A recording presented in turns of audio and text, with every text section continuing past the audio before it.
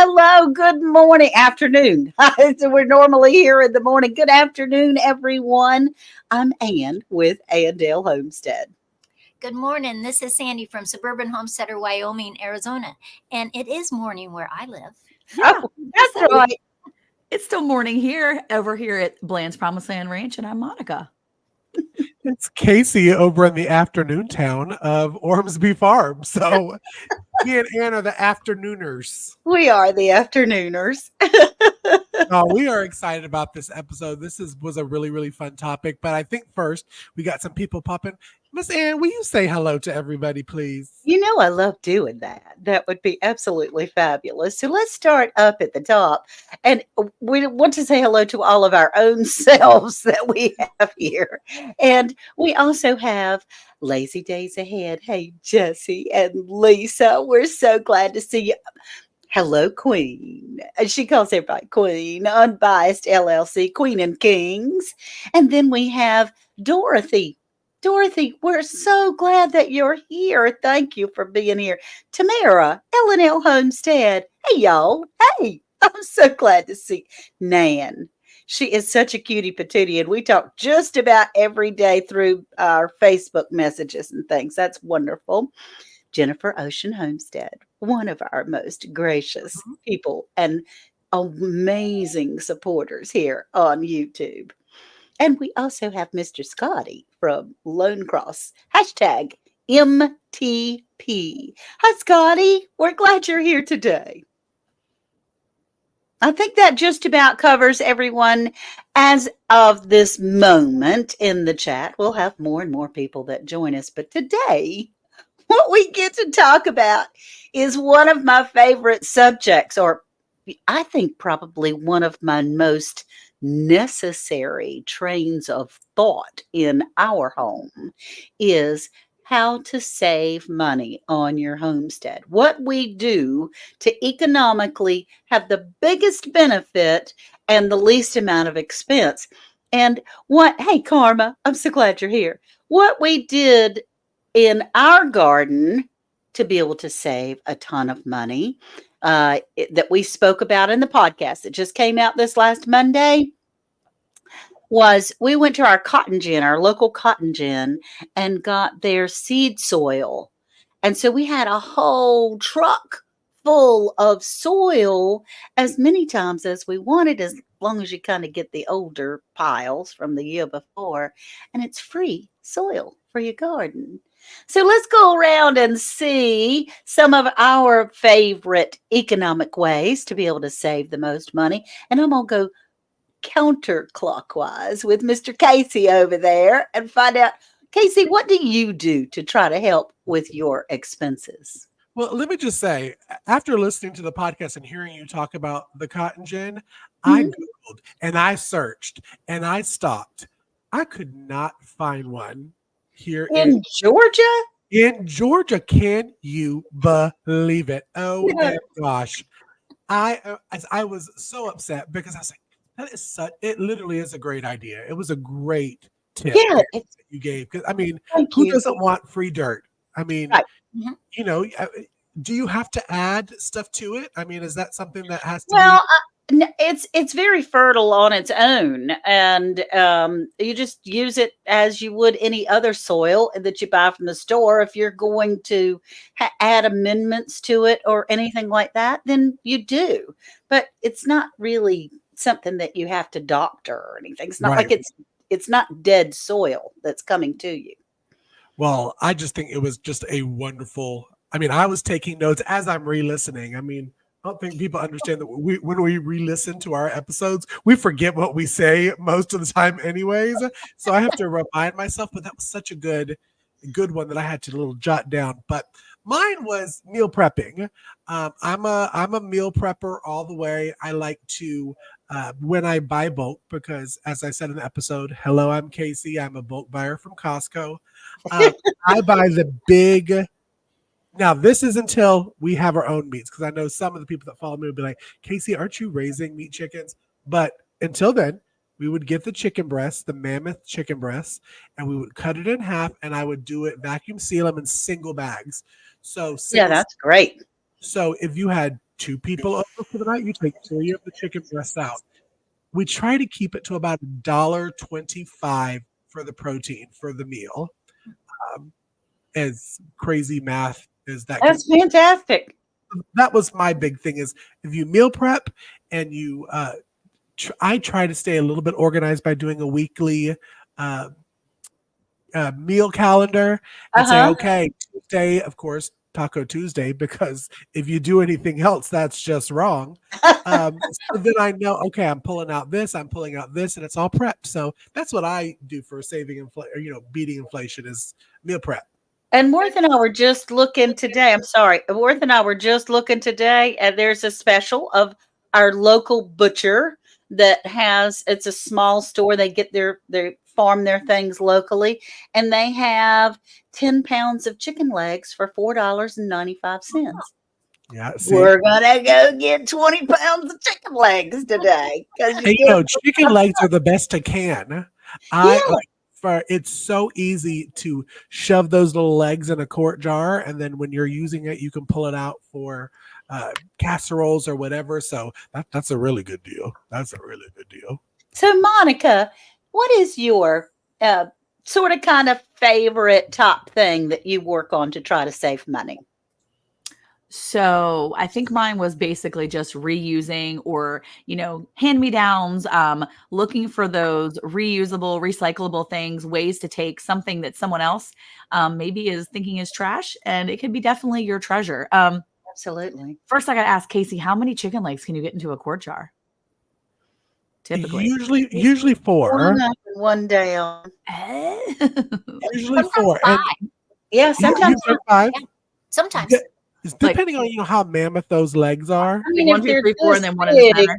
yeah, if they're this big, you ain't getting that many. But if they're regular chicken legs, you Okay. one up, one down. You could fit Okay. quite a few in there, and they're so easy to do. And Yeah. we can do it with our electric canner, Yeah. pressure canner. Yeah. Okay. So I like what Jesse said that he said, Lisa and I save money by shopping in bulk and then repacking to spread the wealth. That Yeah. is something that we do as well, where, you take the bigger quantities and you kind of spread it out. I think that's one of the things Casey does, where you just go and you buy it in bulk and then you can meal plan and meal prep and get all that stuff done. But yeah, I think reusing, recycling, being able to keep things. I may be a little bit of a keeper. And so I have things. Guilty. I was gonna say that's a good name for it. Yeah, it's a keeper. Some people call it a hoarder, but that's a dirty word. We don't say hoarder. That's not okay. Oh my gosh. And Sandy, what do you think that might be in the top list of ways that you save and are economical on your farm? Well, I would say learning skills. The more skills, the more things you learn that you can literally do yourself. Absolutely. From dehydrating to making candles, for canning, any kind of prepping, your garden, having animals. And I save coins. Oh, that's awesome. Oh, I I love used, that. Huh? I used to save them in canning jars, but then they got too many. So I've been using soda bottles. So I'm recycling. Okay. This is like $300 in quarters. You don't think it adds Wow. up? It does add up. It does See, and add that's why you got beating inflation, upper arm workout, recycling. I mean, it's like a triple thing right there. Huh? I love that. I And love that. I also believe that every person with every money they bring in, there's a saying from a book that is just a mantra for me. 10% of all I make is mine to keep. Okay. And that doesn't mean I keep that and I buy a new dress or I buy this. That money, I have to do some kind of investing. That might be if I could make money doing candles, I could use that money for that. If I wanted to, some people save gold. You could do that. Mhm. But it just fattens your purse. And one, it's a good feeling. And then if you make that money work and make its children's work, like interest or something, you make more money. And I think everybody can do that.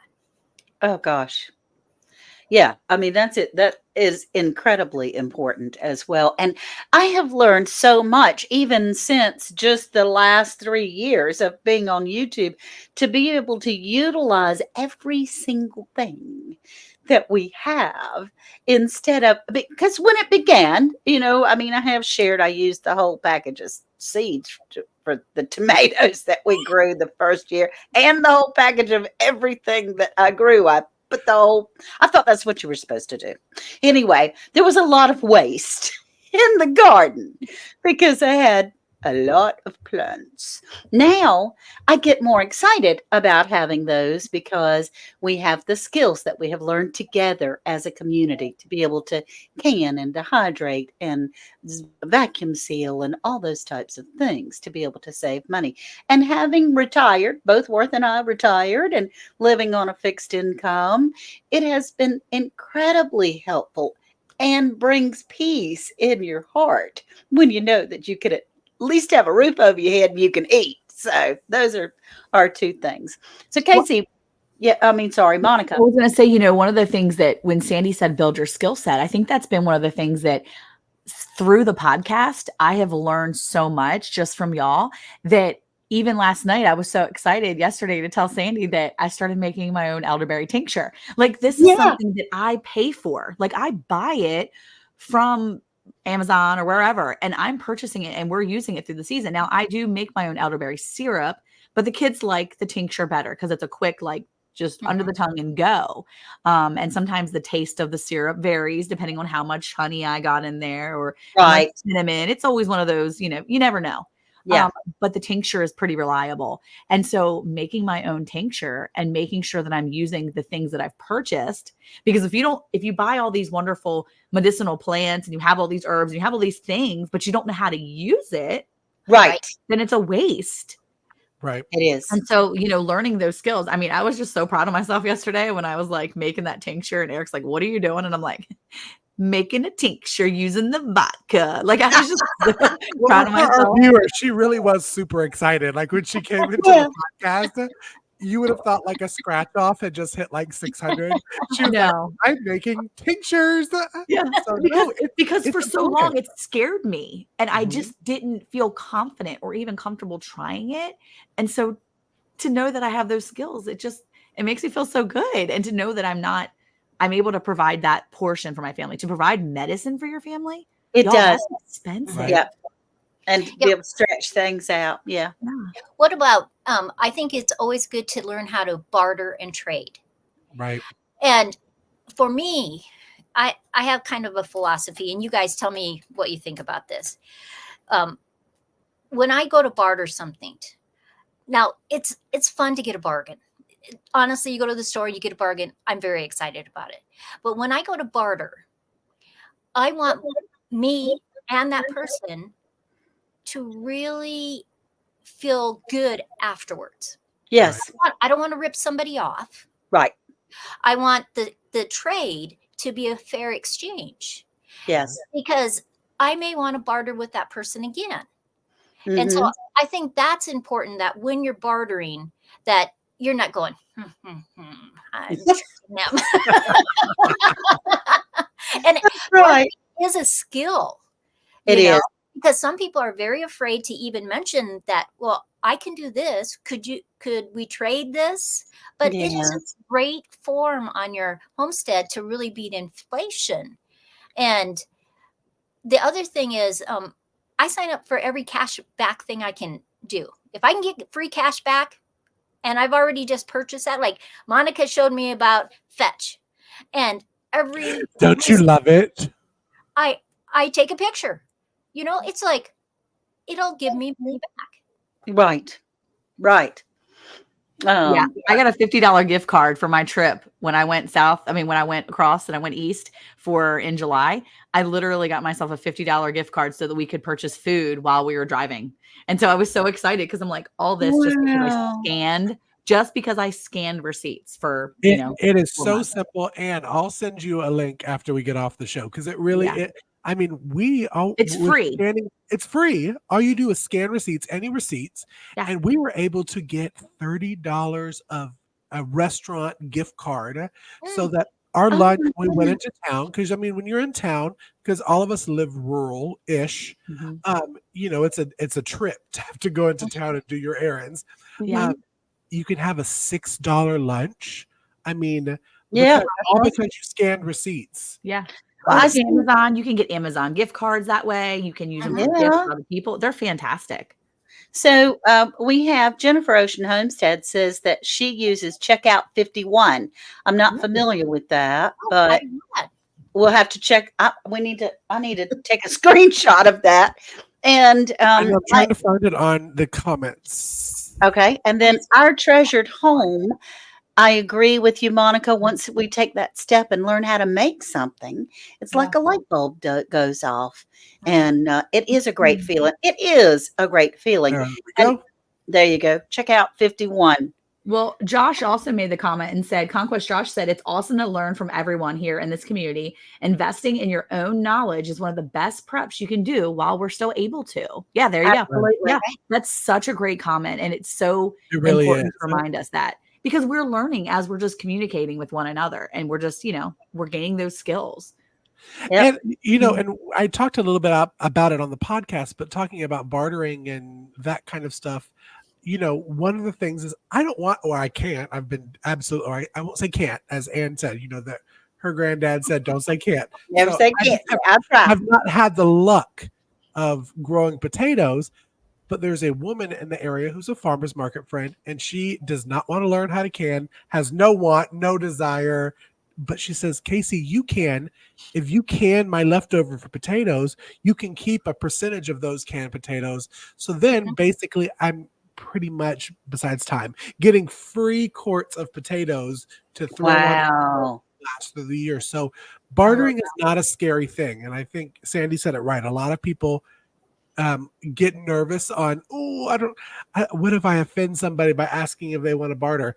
Listen, it's either a yes or no answer from most people. I mean, what's going to happen if they say no? You just move on. It's okay. Well, try it. We always tell our kids the answer is always no unless you ask. Correct. I mean, the answer is always no until you open your mouth and ask the question, and then it may still be no. But what have you lost? Just the idea that you said something? Yeah. And okay, so Jesse from Lazy Days Ahead said he uses America's Reward app. Oh, it's called Fetch. That's Fetch. It's Fetch. That is Fetch. Oh, yeah. Okay. Yep. Because the good thing is, Ann, I'll send you a link because if you like how Monica sent Sandy a link, you get points from signing up underneath somebody for sharing. Let's say it's like Casey sends it to Ann. Ann gets, I think, what is it, like 1,000 startup points? I think you just get 1,000 startup points, yeah. And then the person that sent you gets points. So it's a win-win once you do your very first receipt. And again, any receipt. Listen, I'm that person that when you're at self-checkout, I'm looking in the trash for, because people throw away receipts. I make all my kids give their receipts to me. I'm like, give me your receipt. They're like, Mom, it was like a bag of chips at the gas station. I'm like, give it to me. Still 25 points. So that's a good idea to get the, oh gosh. All right. If you're my friend on the Fetch app and you see me spending a lot of money, that may not all be my money. Okay. Yeah. I always text Monica. I'm like, girl, you're doing the thing. You're one of my top friends on points because it will show you. But we're putting all of our secrets out there. So Josh says, I'm Polish and you can grow potatoes in almost anything. I've laid down old tires and filled them with dirt and grown tomatoes and potatoes. That sounds good. And then Rim Family says, I have a friend with a freeze dryer who just invited me over to use it. I told him we could go 50-50 since he struggled with his garden this year. What a great bartering system. Wonderful. Yes. Oh my goodness. Yeah. So here's another thing that we could beat inflation. Sometimes there's an appliance you want, and you could get a refurbished appliance for less money. Like my daughter, when she got her freeze dryer, she got a refurbished one. So it only cost her $1,700. Okay. So that was a big savings. And it came with all the warranties that the original one has and all the accessories that the original had. And so sometimes we have to look at that. Right. I want this appliance or I want this stove. are there any refurbished ones? Scratch and dent sale, baby. Scratch and dent sale. Well, So, I you think know, they do that on Amazon too. Like if you're looking at Mhm. something on Amazon, you're able to go and it says see other options, and that's Mhm. ones that have been returned or may the side of it would have been dinged, but you could save a good bit of money. Yeah. Right. Go instead of buying it brand new. Don't be Casey and be bougie, and you have to have everything new. Well, it does say buy used and it'll tell you what condition it is a lot of times in Right. Amazon. You know, another thing that I forgot to mention before too, Hi, is Chris. that sometimes nowadays when you have to do things in the maybe dental, well, we go to the dentist a lot here. We're trying to keep the kids' teeth all healthy. But when you pay cash at the dentist or the doctors and stuff like that, sometimes you can ask them for a cash discount. And Mhm. like I knew that my boys were going to need orthodontic work, and I had some cash saved up, and I knew that I could pay one of them outright. And so I asked him, I was like, look, I want to, finance this one with you guys, but this dude, I can do all of this down. Can I pay a cash discount? Is there a discount? They gave Mhm. me like 10% off. Awesome. Oh, that's awesome. Yeah. And Yeah, you're dealing with something yeah. bigger than that. It's a lot of money. So Yeah, the for those 10% cash- add up. ask for those cash Mhm. discounts if it's possible, because a lot of times people would rather deal with cash because they don't have to pay the credit card fees or the debit fees. So Right. ask people. Maybe you're at the feed store. The feed store gives me a cash discount. I get 5% if I pay in cash. Huh. I didn't know that. Ask, Hey, Gail, just ask. 7-Eleven. Hey, Gail. Yeah, ask. It can't hurt to ask. Mhm. Well, we did have a discussion because Worth and I have been dealing with our air conditioner broken, unfortunately. It stopped. I mean, we've got a little band-aid on it right now, but we're getting a new unit to be installed on Tuesday. And we're having to finance it. But what I asked the guy is if I put down a third in cash, can we have a little something something in return? And he said, sure, sure. See? Mhm. That's worth it. If you never had Yeah. asked, then you would have paid out that extra anyway, and it can't hurt. Well, Right. it saved him for putting the cash out, and he's also an individual that Mhm. owns his own business, so it's Yeah, beneficial for him in many ways, as exactly. well as I didn't have to finance as much, so he didn't have to pay as many bills, as many Exactly. fees. Yeah, So Right. that's great. that was pretty Yeah. cool. You know, two of us are retired here. You youngsters, this is just a note of wisdom, maybe. um, Retirement is not or shouldn't be just retirement. I think that no matter how old you are, what circumstance you are, you should have some kind of added income. Some Now, kind of way to do something. yeah, so that may be Anne could teach a class. She's making some different oils. That's something that she could sell. If she needed to, if situations change and she needed to, she could expand that. So if you have those skills, um, retirement is a word that came probably in the last 100 years. Most people Okay. never retired. They may have not worked as much, but there wasn't the Social Security and the resources that we have now. And I've always thought that everybody should have this little side hustle Yeah. just in case things changed and all of a sudden you go, okay, I'm going to take it from this to this. I'm going to really expand that little business, I guess you would call it, that little Mhm. side thing that you have, just because you may need it. And with inflation, you may need it sooner than you think. Right. That's the truth. It is to try to make ends meet. It is. We do need those side hustles and the little things, even social media for some of us.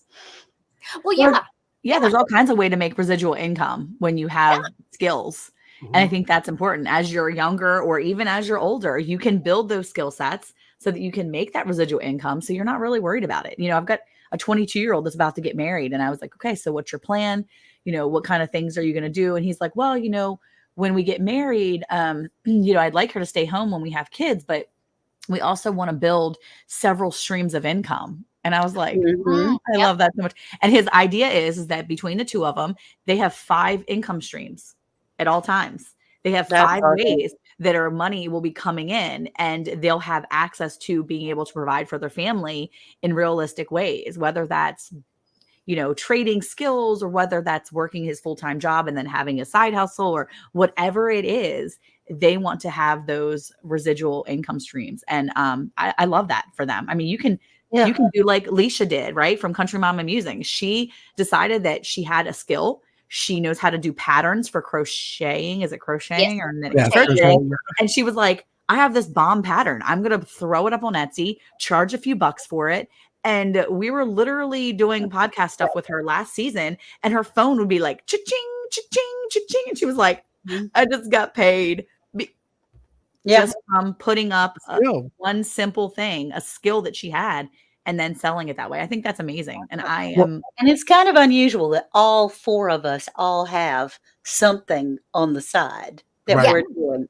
You Mhm. know, we all have something that we're doing. Well, there was a YouTube woman, and I can't remember her channel name, but I remember her message. And she said it's a lot harder to make $100,000 off of one stream of income than it is $1,000 from 100 streams of income. And if you think Okay, about there it, you you Mhm. know, if you bring in, let's say, $100 from YouTube, because Mhm. we're just gonna say YouTube ain't retirement money for the most part. Not at this point. And then you're doing, selling soaps or candles here, you're making 100 there. It adds up to where it could be a full-time income for you Mhm. if you need it. And that's all from skills. I mean, I think That's that's right. kind of the highlight right now, as we're saying, is to learn the skills. That's the best way to beat inflation. Yes. Yes. And when those people go, I just don't know how to do anything. What do you love? What are things you love to Mhm. buy? What are things you love to do? Could you take a class, find a mentor, learn that, watching videos, reading books. There's a lot of ways to learn skills. And just having a garden and maybe some of the extra vegetables, that's a skill. Mhm. It is a skill. It is. I mean, I think that's amazing, and we all do try to do that. Now, mind you, my homesteading and community and so forth told me a little story about getting free eggs from your chickens. Them babies ain't free because once you make $1 million egg.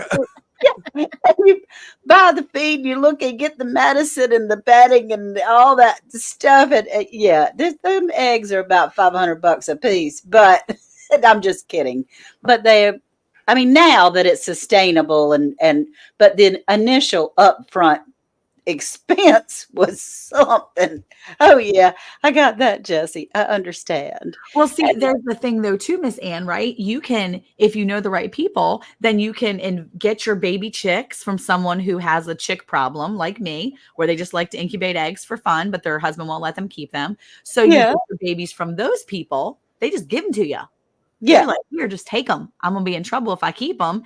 And then you have free babies, and then you just start feeding them. And then you start, and sometimes the feed doesn't even have to be that expensive, depending on where you're getting it from, or if you're right. making, you can find ways to make it a little more. Well, now that the chicken house is built and the run Mhm. is built and the waterers are purchased and the feeders are purchased, it's not nearly as expensive. But for the first year or Yeah, so, your Yeah, startup is. And it can be listen, there was a pricey. guy that would get, for anybody that incubates eggs, most of the time, you're gonna get a lot of roosters. And I have a guy that comes and helps me get rid of my roosters, and he does that for his family because that, to him, that's free meat. If you know Mhm. the skill of processing an animal, you're absolutely. and there are so many homesteaders, even in my area, that are like, anybody want a rooster? Roosters, we got 11 of them. Who wants it? That's a way of beating inflation right there. If you've learned that skill, that's a Absolutely. bunch of meat that is free. You didn't have to put the initial cost in raising those chickens, Yeah, or the rooster. So, that's um, right. And we have Gail Southern Living says she saw a cool product stand. And I think that would be cool. And Jennifer Ocean Homestead says, I'm stuck out here, especially with spine damage and workplace injuries. So she is the queen of side hustles. Jennifer Ocean Homestead is. She has Scentsy, Sipology, Epicure, Thrive Life, Tupperware, and she gets a commission from all of them. So that's 5 or 6 little side hustles there that she's doing, and she's surviving. So I'm just tickled to pieces. Thank you all for commenting in the chat, things that are Yeah. going on. This has been a wonderful conversation with you all. Nancy, our treasured home, says, I'm working on crocheting and sewing and candle making. That's fantastic. Yeah. Well, Jesse was saying Lisa spends a lot on Amazon. Sounds like he needs to make sure he's got his affiliate information put up there. Because somebody needs to be shopping from a different link. No, and let me just say, since we are talking about saving on that, Monica told me about that back in was it season 2? She was like, "What was it, season 2?" Maybe. I was just, I don't know. Well, basically, when you shop somebody okay, have a different Amazon profile than your Ormsby Farm affiliate, because you're going to get a percentage back and on your affiliate. So if I got to buy it, we all got to buy from Amazon. Have a separate one. Go in and use your personal and Dale storefront. Yeah. Mm-hmm. And then you're going to get a kickback. Maybe it's worth Amazon, section. That's a way to make a little bit more money, save money. So it is a good, Jesse, you need to do that, because I have an Amazon problem too. Even so, if she just has a storefront and is sharing all these things that she's using, because people have to be like, wow, Lisa's using that. Wow, she's using this. I mean, people want to know. Also, right now, if you're a YouTuber, right now, you can tag products in your videos. So if you're doing a how-to video, make sure you're tagging those mason jars that you got at the Walmart or whatever, because they offer these incentives for you as a content creator.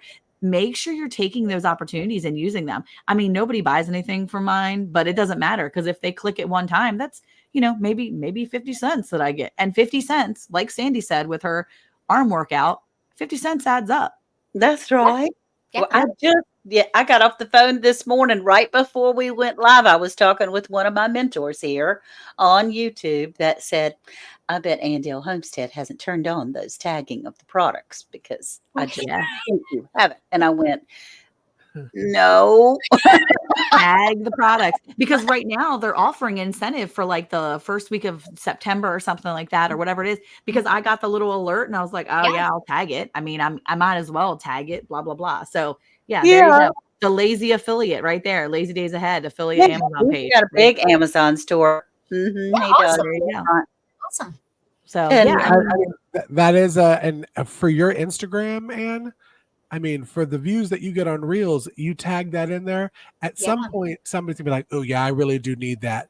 And it's convenience, because as Americans, most of us are lazy. We want to be able to do it quick, fast, click, purchase, and tagging the items, it's a click, purchase kind of. Right.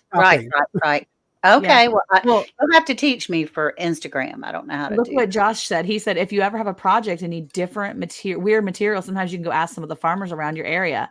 There's farms around here that just have so much stuff laying around. And that's true. Very true. Very true. There are a lot of farmers that don't need the things. It's funny because the kids have been watching Leave It to Beaver, and we've just been having a ball with it on our little Roku channel. And the kids were watching one of the episodes the other day, and I was I was doing my knitting thing or whatever. What was I doing? Embroidery. And I'm sitting there not really watching, because I'm old now and I have to take my glasses off to see here, but I can't see the TV. So I was listening, and Wally had this car that was junk and he couldn't do anything with it. And his dad was like, we need to sell it. You need to sell it. You need to sell it. So Wally went out one day and found out a way to sell it. He basically sold it for scrap. And he got all his money back, all $25, plus he made an extra 12. So he was super excited.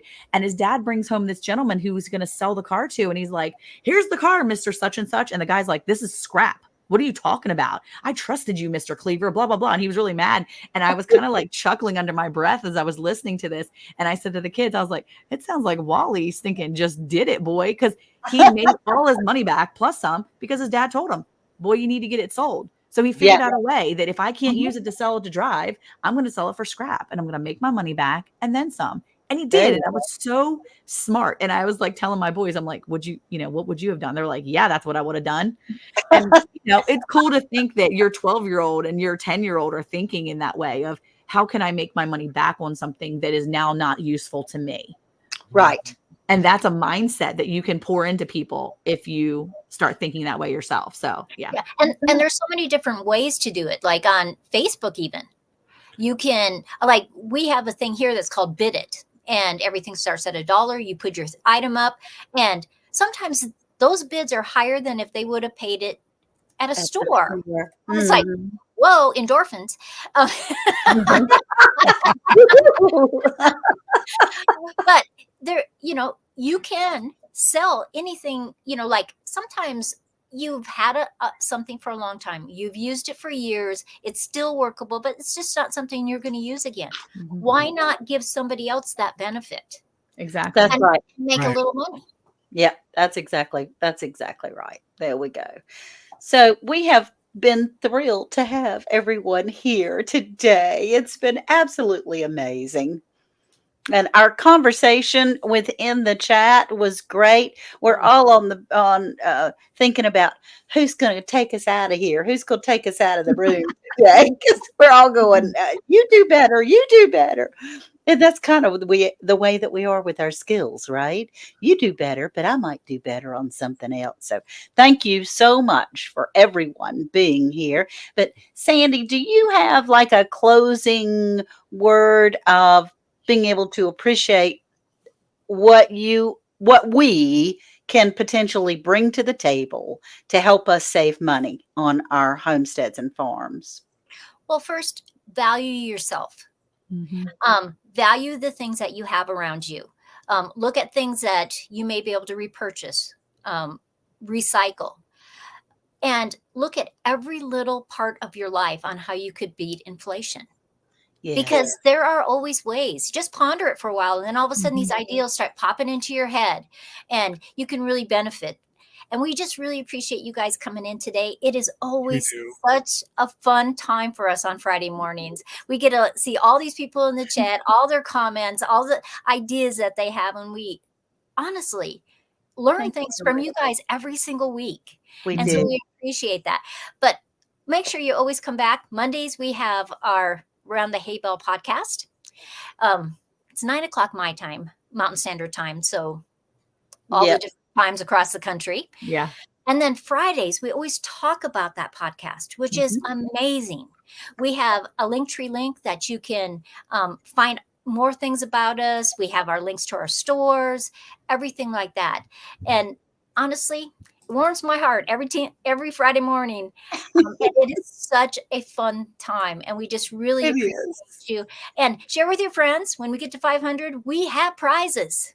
Yes. Woo, woo. HayBale. So thank you so much for coming in today. Thank you. Thank Bye. you. Bye. Bye, y'all. Bye.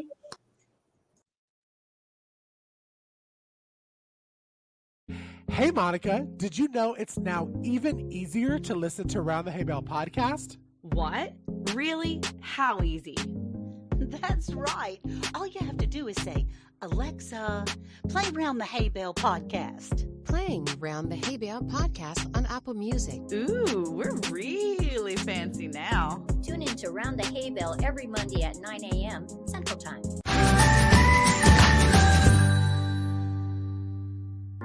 We're back. And now live every Friday. With new topics and a new time. Don't forget, a new host. Yay, that's right. Sandy joins the panel for Hey Y'all Hey radio show. Now, on Fridays at 11 a.m. Central. We'll see y'all there.